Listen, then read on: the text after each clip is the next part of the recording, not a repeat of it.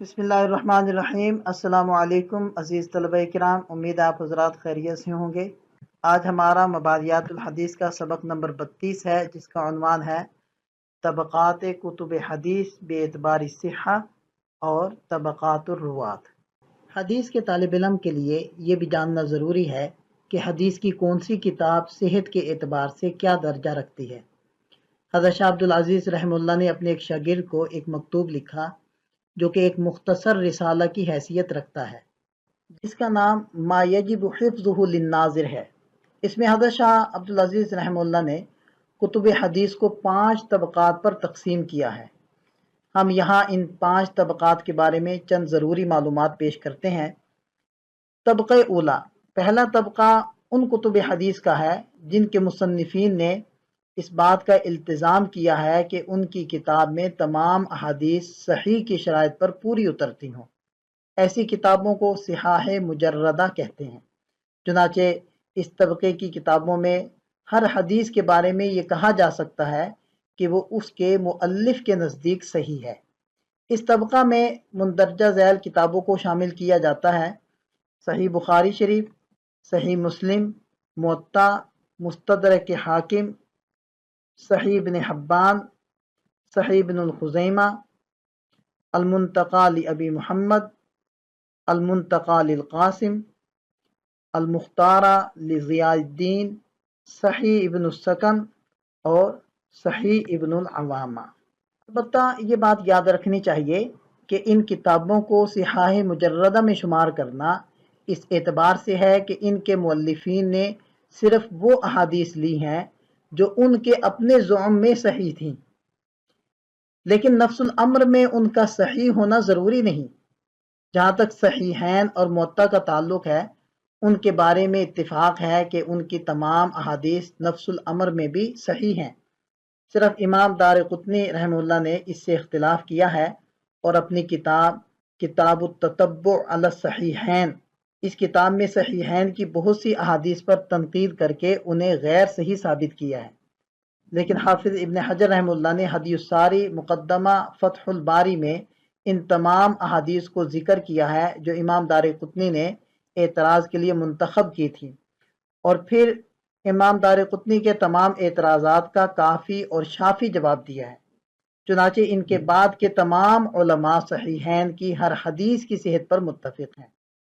अलबत्ता मुस्तदरक के हाकिम के बारे में ये कहना दुरुस्त है कि वो नफ्सुल अम्र में सही मुजर्रद नहीं है। चुनाचे तकरीबन तमाम अहले इल्म का इस पर इत्तिफाक है कि हकीकत में मुस्तदरक के हाकिम तीसरे तबके से ताल्लुक़ रखती है, क्योंकि इमाम हाकिम रहमतुल्लाह तस्हीह अहादीस के मामले में बहुत मुतसाहिल हैं और उन्होंने ना सिर्फ ज़ईफ़ और मुनकर बल्कि मौजू अहादीस तक को सही करार दे दिया है। जहाँ तक इसको पहले तबके में शुमार करने का ताल्लुक है, वो सिर्फ इस वजह से है कि इसके मुसन्निफ ने अपने ज़ौम के मुताबिक तमाम हदीसें बुखारी या मुस्लिम की शराइत के मुताबिक सही जमा की हैं, अगरचे वो अपनी इस कोशिश में क़तआन कामयाब नहीं हो सके। चुनाचे हाफिज़ शम्सुद्दीन ज़हबी रहमतुल्लाह जो हाकिम के सबसे बड़े नक़ाद हैं, उनका कौल अल्लामा सुयूती रहमतुल्लाह ने तदरीबुर रावी में ये नकल किया है कि मुस्तदरक के हाकिम की तकरीबन निस्फ़ अहादीस तो बेशक बुखारी या मुस्लिम की शराइत पर पूरी उतरती हैं, और एक रुबो ऐसी हैं जिनके रिजाल काबिल इस्तिदलाल हैं, लेकिन इनमें कोई इल्लत पाई जाती है, उन पर अमल करना मुनासिब नहीं, और बाकी एक चौथाई हिस्सा इंतहाई ज़ईफ़, मुनकर और मौजू अहादीस पर मुश्तमिल है। इसके बाद किताब है सही इब्न हब्बान। बाद हज़रात ने फरमाया कि ये किताब भी मुस्तदरक की तरह सेहत को नहीं पहुँचती, क्योंकि इब्न हब्बान भी तस्हीह के मामले में हाकिम की तरह मुतसाहिल हैं। लेकिन अल्लामा सुयूती रहमतुल्लाह तदरीबुर रावी पर लिखते हैं कि सही इब्न हब्बान इस लिहाज से मुस्तदरक पर फाइक है कि इब्न हब्बान ने जो शराइत मुकर्रर की हैं, इनकी उन्होंने पूरी पाबंदी की है। अलबत्ता ये दुरुस्त है कि तस्हीह के मामले में इब्न हब्बान की शराइत दूसरे तमाम मुहद्दिसीन के मुकाबले में नरम है। इसके बाद किताब है सही इब्न खुज़ैमा। इसको सेहत के एतबार से सही इब्न हब्बान पर फोकियत दी गई है। इसके बाद किताब है अल-मुंतक़ा लि अबी मुहम्मद। ये 4वीं सदी हिजरी की तसनीफ़ है اور اس کی اکثر احادیث صحیح ہیں۔ تقریباً یہی حال المنتقی للقاسم کا بھی ہے۔ اس کے بعد کتاب ہے المختارہ لضیاء الدین، جو 7ویں صدی ہجری کی تصنیف ہے۔ یہ حروف تہجی کے لحاظ سے صحابہ کی ترتیب پر مرتب ہے اور ضخیم کتاب ہے۔ اور اس کے بعد کتاب ہے صحیح ابن السکن۔ یہ چونکہ عرصے دراز سے نایاب ہے، اس لیے اس کے بارے میں اعلی وجہ البصیرہ کچھ کہنا مشکل ہے۔ اور آخری یہاں جو کتاب لکھی گئی ہے صحیح ابن العوامہ، تو اس کے بارے میں بھی چند احادیث کے اوپر تنقید موجود ہے۔ بہرحال مذکورہ تفصیل سے یہ ثابت ہوا کہ طبقہ اولیٰ کی ان کتابوں میں صرف بخاری اور مسلم ہی ایسی ہیں کہ انہیں نفس الامر کے اعتبار سے بھی صحیح مجرد کہا جا سکتا ہے، اور جو حدیث ان میں نظر آئے اسے بے کھٹکے صحیح کہہ سکتے ہیں۔ باقی کوئی کتاب اس درجے کی نہیں۔ البتہ باقی کتابوں کی حدیث کے مقابلے میں یہ ضرور کہا جا سکتا ہے کہ ان کے مؤلفین کے نزدیک وہ صحیح ہیں، اور بسا اوقات حدیث کی تصحیح اور تضعیف میں محدثین کا اختلاف ہو جاتا ہے۔ ایسی صورت میں ان حضرات کی تصحیح قابل لحاظ ہوتی ہے۔ دوسرا طبقہ، اس طبقہ میں وہ کتابیں آتی ہیں جن کے مؤلفین نے یہ التزام کیا ہے کہ کوئی حدیث درجے حسن سے کم نہ آنے پائے، اور اگر کوئی حدیث ضعیف آ گئی ہے تو انہوں نے اس کے ذوق پر تنبیہ کرنے کا اہتمام کیا۔ لہذا جس حدیث سے یہ حضرات سکوت کریں تو وہ ان کے نزدیک کم از کم حسن ضرور ہوگی۔ اس طبقہ میں سب سے اعلیٰ مقام سنن نسائی کا ہے، چنانچہ اس میں کوئی حدیث ایسی نہیں جو امام نسائی کے نزدیک حسن سے کم ہو، الا یہ کہ انہوں نے خود اس کے ذوق کی تصریح کر دی ہو۔ دوسرے نمبر پر ہے سنن ابی داؤد۔ اس میں بھی امام ابو داؤد جس حدیث پر سکوت کریں وہ ان کے نزدیک قابل استدلال ہوتی ہے۔ تیسرے درجے پر ہے جامع ترمذی۔ وہ اس لحاظ سے تمام کتب حدیث میں منفرد ہے کہ اس میں ہر حدیث کے ساتھ اس کا مرتبہ صحت بھی صراحتاً بیان کر دیا گیا ہے۔ چنانچہ امام ترمذی رحمہ اللہ کوئی حدیث ضعیف بغیر تنبیہ علی الضعف کے ذکر نہیں کرتے۔ اس طبقے میں وہ کتابیں آتی ہیں جن میں ہر طرح کی احادیث موجود ہیں، صحیح اور حسن بھی، ضعیف و منکر اور موضوع بھی۔ اس طبقہ کی کتابوں کا مختصر تعارف ہم ذکر کرتے ہیں۔ پہلی کتاب ہے سنن ابن ماجہ۔ یہ اگرچہ سیاہ ستہ میں شامل ہے لیکن اس میں ضعیف اور منکر احادیث کی تعداد بہت زیادہ ہے، یہاں تک کہ اس میں کم از کم 19 روایات موضوع بھی ہیں۔ اس بنا پر علماء کی ایک بڑی جماعت نے اس کو صحاح میں شامل نہیں کیا۔ بعض نے اس کی جگہ موطا امام مالک کو رکھا ہے اور بعض نے سنن دارمی کو۔ دوسری کتاب ہے سنن دارقطنی۔ یہ امام ابو الحسن الدارقطنی کی تصنیف ہے، جو اونچے درجہ کے حافظ حدیث ہیں۔ انہوں نے اس کتاب میں ہر فقہی باب کے تحت تمام متعلقہ احادیث کو اختلاف متن و سند کے ساتھ جمع کرنے کا اہتمام کیا ہے، اس لیے یہ کتاب احادیث احکام کا جامع ذخیرہ ہے۔ امام دارقطنی ہر حدیث ذکر کر کے اس کی سند پر مختصر کلام بھی کرتے ہیں۔ اس میں بھی ہر قسم کی رطب و یابس احادیث موجود ہیں، لیکن عموماً امام دارقطنی رحمہ اللہ احادیث کے ضعف پر تنبیہ کر دیتے ہیں۔ تیسری کتاب ہے السنن الکبریٰ للبیہقی۔ امام بیہقی رحمہ اللہ امام دارقطنی رحمہ اللہ کے شاگرد ہیں، اور انہوں نے یہ کتاب فقہ شافعی کے مشہور متن مختصر المزنی کی ترتیب پر لکھی ہے، اور ان کا اصل مقصد فقہ شافعی کے دلائل بیان کرنا ہے۔ اگلی کتاب ہے مصنف عبد الرزاق۔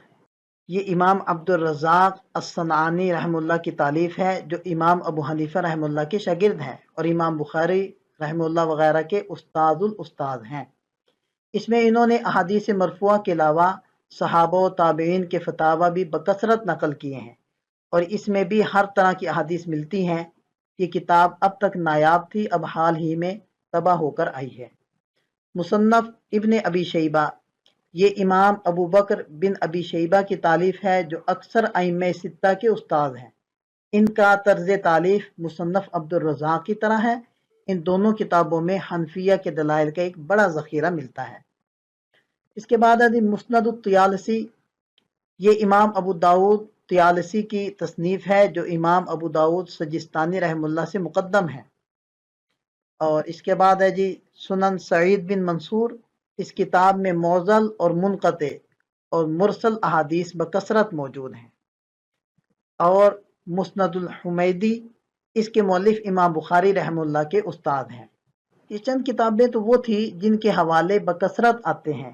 ان کے علاوہ بہت سی مزید کتابیں اسی طبقے میں داخل ہیں، جن میں سے مسند بزار، مسند ابو یعلا، مسند عبد بن حمید، مسند احمد، حلیۃ الاولیاء لابی نعیم، دلائل النبوہ، مسند ابن جریر، اور انہی کی تہذیب الاثار، تفسیر القرآن اور التاریخ۔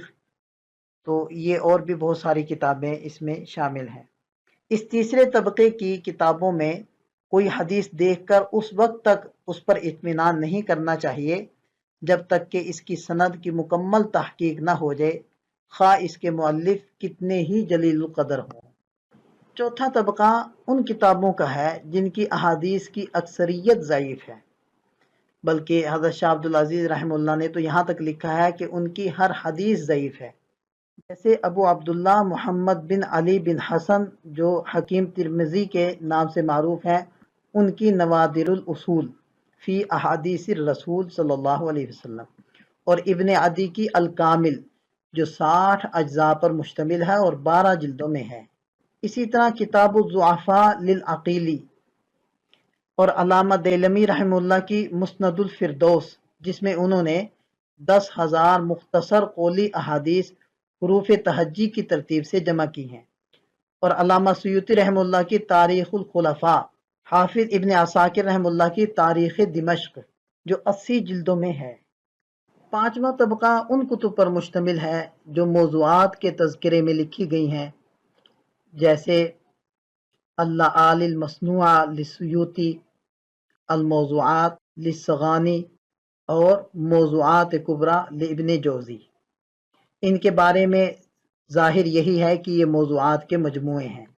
کتب حدیث کے ان طبقات کے علاوہ ان علماء و محدثین کا حال معلوم کرنا بھی ضروری ہے جو اپنے تصانیف میں احادیث کو بکثرت تعلیقاً نقل کرتے ہیں، مثلا امام غزالی، علامہ ابن جوزی، حافظ منذری، حافظ ابن حجر، حافظ ذہبی، علامہ سیوطی، علامہ ابن تیمیہ، علامہ ابن قیم، علامہ قرطبی اور علامہ نووی رحمہم اللہ تعالی رحمتا واسعہ۔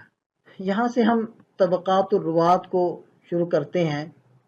راویان حدیث کے طبقات دو مختلف حیثیتوں سے بیان کیے گئے ہیں، ایک راوی کی قوت حفظ اور صحبت شیخ کے اعتبار سے، اور دوسرے ان کے زمانہ اور تاریخ کے اعتبار سے۔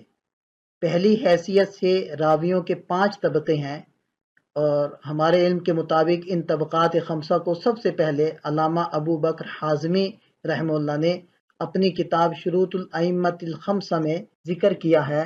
وہ طبقات خمسہ یہ ہیں: پہلا طبقہ ہے قوی الضبط کثیر الملازمہ، یعنی جن کا حافظہ بھی قوی ہو اور انہوں نے اپنے استاد و شیخ کی صحبت بھی زیادہ حاصل کی ہو۔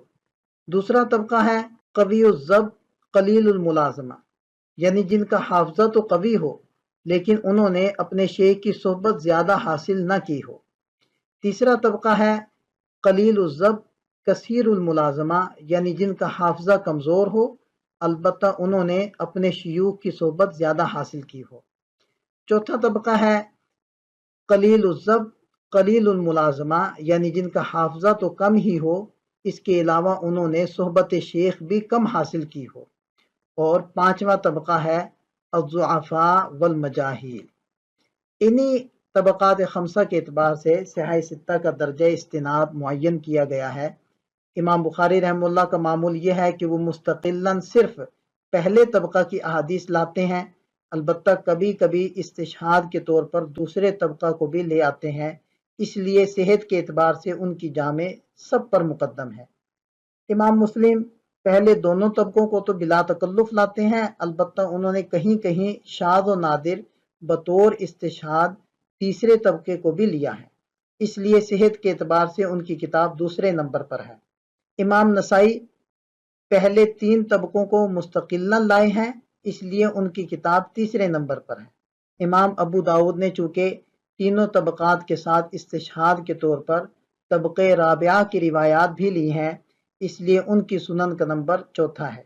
इमाम तिरमिज़ी रहमतुल्लाह चौथे तबक़ा को मुस्तकिलन और बाज़ मकामात पर पाँचवें तबक़े को भी लेकर आए हैं, इसलिए उनकी किताब पाँचवें नंबर पर है। और इमाम इब्न माजा रहमतुल्लाह चूँकि पाँचों तबक़ात की रिवायात बिला तकल्लुफ़ और मुस्तकिलन ज़िक्र करते हैं, इसलिए वो छठे नंबर पर है। लिहाजा क़ुव्वत सनद के एतबार से सिहाह सित्ता की तरतीब यूँ है: बुखारी, मुस्लिम, नसाई, अबू दाऊद, तिरमिज़ी, इब्न माजा। साबका स्लाइड के अंदर जो तबक़ात गुज़रे हैं, रुवात की ये तबक़ात मेयार इस्तिनाद के एतबार से थे। तारीख़ी एतबार से रावियान हदीस के 12 तबक़ात मुकर्रर किए गए हैं, और जब रिजाल की किताबों में किसी रावी का कोई तबक़ा बयान किया जाता है तो इससे मुराद यही तारीख़ी तबक़ात होते हैं। इन तारीख़ी तबक़ात को सबसे पहले हाफिज़ इब्न हजर रहमतुल्लाह ने तक़रीब तहज़ीब में बयान फरमाया, बाद के हज़रात ने उन्हीं का इत्तिबा किया। वो तबक़ात ये हैं: पहला तबक़ा है तबक़तुस सहाबा रज़ियल्लाहु अन्हुम, इसमें तमाम सहाबा दाखिल हैं बिला फ़र्क़ मरातिब। दूसरा तबक़ा है तबक़े किबारुत ताबीन, जैसे हज़रत सईद इब्न मुसय्यब रहमतुल्लाह। तीसरा है अत-तबक़तुल वुस्ता मिनत ताबीन, जैसे हज़रत हसन बसरी और मोहम्मद इब्न सीरीन। और इसके बाद है वुस्ता के बाद वाला तबक़ा, जिनकी रिवायतें सहाबा से कम और किबार ताबीन से ज़्यादा हैं, जैसे इमाम ज़ुहरी और क़तादा। और पाँचवा तबक़ा है अत-तबक़तुस सुग़रा मिनत ताबीन, ये वो हज़रात हैं जिन्होंने एक या दो सहाबा की ज़ियारत की है लेकिन इनसे रिवायात नहीं ली, जैसे सुलेमान अल-आमश। और छठा है जी अत-तबक़तुल अख़ीरा मिनत ताबीन, ये वो हज़रात हैं जो पाँचवें तबक़े के मुआसिर हैं लेकिन इन्होंने किसी सहाबी की ज़ियारत नहीं की, जैसे इब्न जुरैज। दर हकीकत ये ताबीन नहीं हैं, लेकिन ताबीन के मुआसिर होने की वजह से इनको ताबीन के तबक़ात में शुमार किया गया है। सातवें नंबर पर है किबारु अतबाई ताबीन, जैसे इमाम मालिक और सुफियान सौरी। और आठवें नंबर पर है अत-तबक़तुल वुस्ता मिन अतबाई ताबीन, जैसे इस्माइल इब्न उलैया और सुफियान इब्न उयैना। नौवें नंबर पर है अत-तबक़तुस सुग़रा मिन अतबाई ताबीन, जैसे इमाम शाफ़िई, इमाम अब्दुर रज़्ज़ाक़ वगैरह। और 10वें नंबर पर है किबारुल आखिज़ीन अन तबई ताबीन, जैसे इमाम अहमद बिन हम्बल। और 11 नंबर पर है अत-तबक़तुल वुस्ता मिनहुम, जैसे इमाम बुखारी, इमाम ज़ुहली वगैरह। और 12वें नंबर पर है अत-तबक़तुस सुग़रा मिनहुम, जैसे इमाम तिरमिज़ी और इनके मुआसिर। इन 12 तबक़ात में से पहले दो तबक़ों के बेशतर रुवात पहली सदी हिजरी के हैं, और तीसरे तबक़े से 8वें तबक़े तक के बेशतर रुवात दूसरी सदी हिजरी के हैं, और 9वें तबक़े से लेकर 12वें तक के रुवात तीसरी सदी हिजरी के हैं।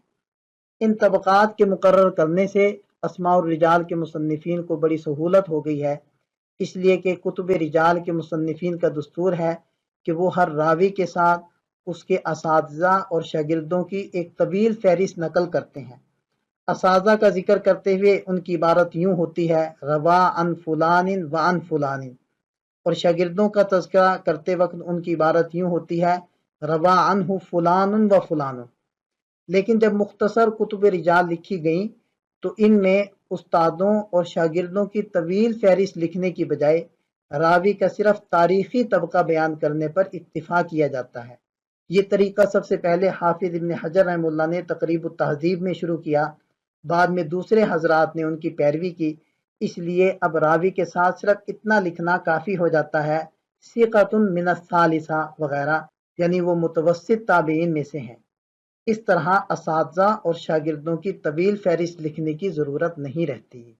आज का हमारा सबक मुकम्मल होता है, जिसका खुलासा था तबक़ात कुतुब हदीस बेतबार सिहा, और इसी तरह तबक़ातुर रुवात, दोनों एतबार से हमने रुवात के तबक़ात को भी ज़िक्र किया। अल्लाह ताला हम सब का हामी और नासिर हो। मिलते हैं नए सबक के साथ, दुआ में याद रखिएगा। अस्सलामु अलैकुम।